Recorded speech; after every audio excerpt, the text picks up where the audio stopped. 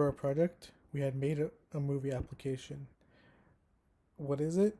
It is an application that keeps your data safe with Firebase authentication.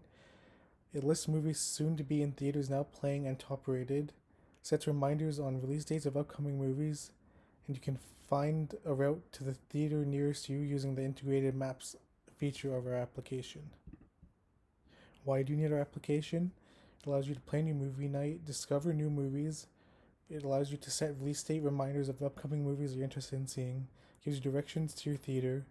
You can create a favorite list to remember your favorite movies or movies that you would like to see on more than one occasion.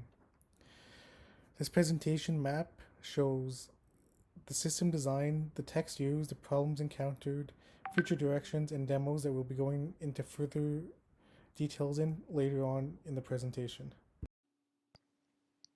So system design. Our proposed design was actually quite different from our actual design.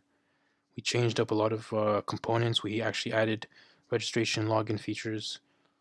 The map view was actually relatively similar, but a lot of the main other features were changed. So the app block diagram, the proposed block diagram was relatively similar to the actual diagram. And the only thing is we changed a lot of the interesting features that we were going to add. So we changed the web. We didn't add the web view, movie trailer section or news section, and we removed the add comment feature. So covered in class. So we essentially added data. Obviously, we use data structures, custom classes, arrays, dictionary sets. We use NSArray objects, NS dictionary, IB outlet variables, IB action buttons, app delegate, where we stored a lot of the SQL code, and then the tab bars, pickers, text boxes, sliders.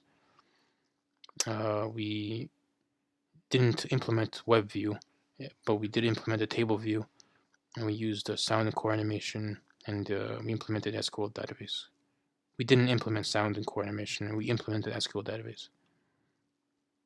So Firebase, we researched Firebase, which is a database tool, and then we for the map section we imported two main features. So we map kit view and core location, and then for the actual database section we used TMDB, and we signed up for an API key, and then we essentially parsed HTTP GET requests into JSON format, and then we just sorted it into an array into the instantiated model class. So the last section was the push notification, which is essentially there to let the user know of any upcoming releases, any upcoming release reminders. So if the user wants to see a movie in a few days, or if it's being yet to be released, this notification essentially just notifies the user of the upcoming release date.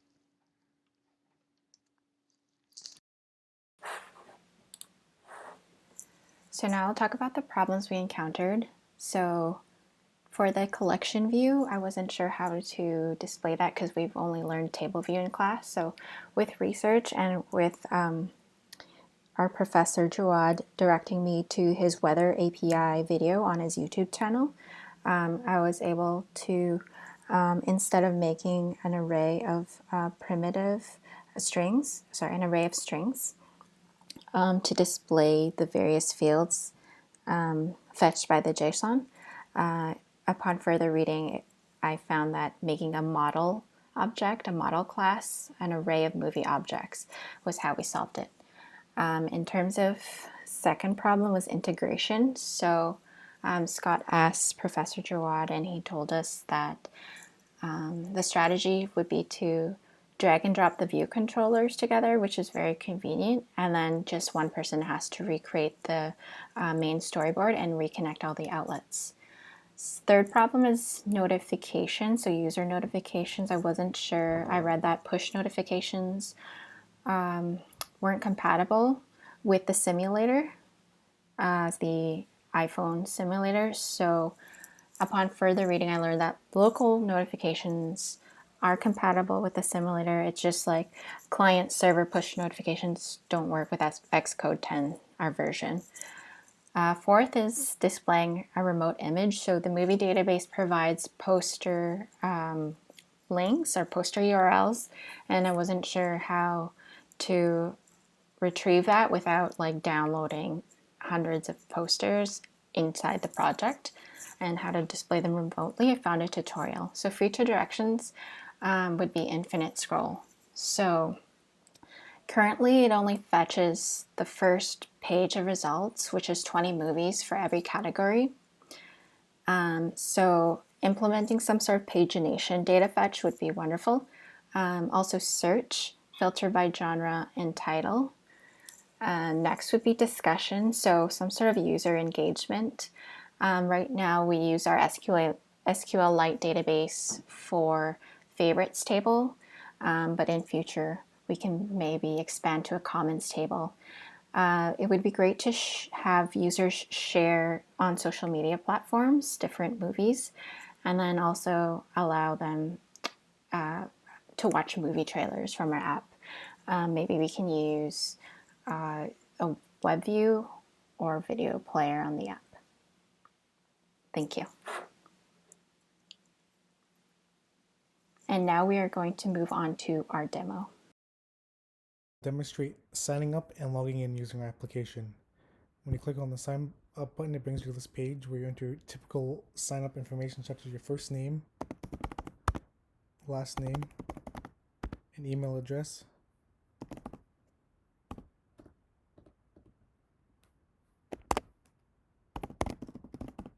And a password. If your password doesn't follow a specific set of constraints, it'll tell you the pattern you need to use using regex.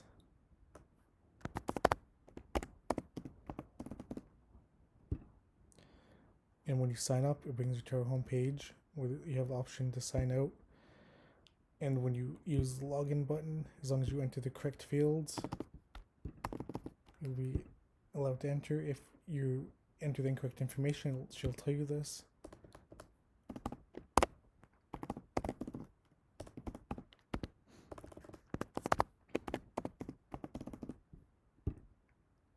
And that's it for my demonstration of logging in and signing up. So after logging in, this is the home screen. You can switch between or segment between upcoming, now playing, and top rated. And you can scroll and see 20 movies from within that category. So we can click on a movie and add to favorites. And going to the favorites, it will appear. We can also delete, swipe to delete. There's also validation. So if I try to add a movie that's already on the list, I think this one's on there. It says no duplicates already on the list. So I can also look at the upcoming movies. So this will be released on April 17th, and I can set a notification for myself as a reminder, so I can click set notification. And obviously we can't wait till April 17th in this demo, so I'll just show you what it looks like. So first you would be asked for permission. So you click allow, and then on the date you would see this notification, something like this. Reminder, get ready for movie night. Today is the release of My Spy.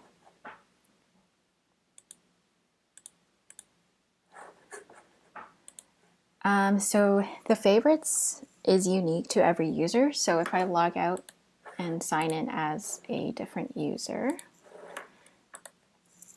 let's say paul@frank.com.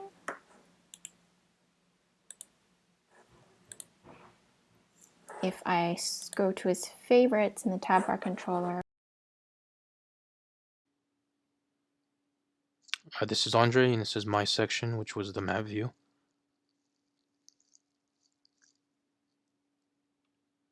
So essentially, we just have a few components here. We have the initial location for the user. So if the user is gonna input a value, and then we have the user's destination. So if he wants to put Silver City, and then afterwards he's gonna actually click the button here, and then it's gonna go to the initial location via drop-in. And then if he clicks go here, it's actually now gonna print the directions in the table view, and then it's gonna show the graphical route in the map view. And if he changes the direction here again, so if he types in Blackthorn, it's gonna be the same thing. Clicks go, and then he just gets the direction from Blackthorn. Also from the previous directions are also instantiated on the map view, but on the table view we only have a set of directions for the most recent location for the user. So in this case it's going to be Blackthorn.